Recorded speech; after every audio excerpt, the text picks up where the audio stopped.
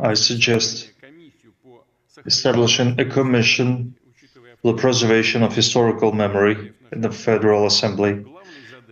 Considering the authority of the parliamentaries of our two countries, its key goal should be consolidating communities and societies around projects aimed at preserving the historical truth about the Great Patriotic War, World War II.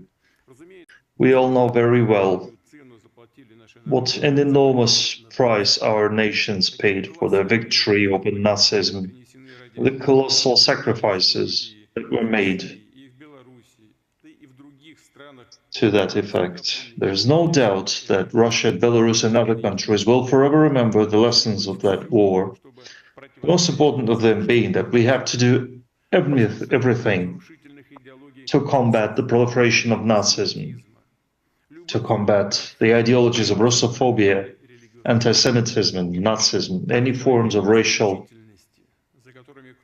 or national intolerance, any manifestations of so-called exclusivity, disguising attempts at world domination or intervention in domestic affairs of independent countries. And we will be celebrating very soon on the 9th of May, the 80th anniversary of this great victory in the Great Patriotic War.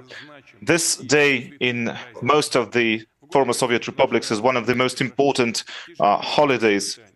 Through the years of war, our peoples went through great challenges, and the defeat of Nazism is our joint, our shared legacy.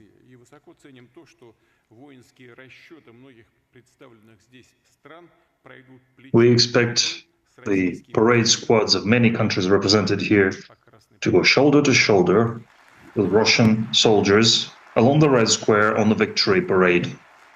We're confident that the world community must work on a new architecture of equal and indivisible security that would reliably defend all states and not at the expense of the interests of other states. This is especially relevant for Eurasia, our common continent that must become a space of peace and stability, an example of social and humanitarian development. Or the German media, for example, speak about their concentration camps, saying that it was the Americans that liberated them. They're trying to erase the memory of our great victory, of our great people, great heroes who achieved that victory. But we have people gathered here today that don't need to be convinced.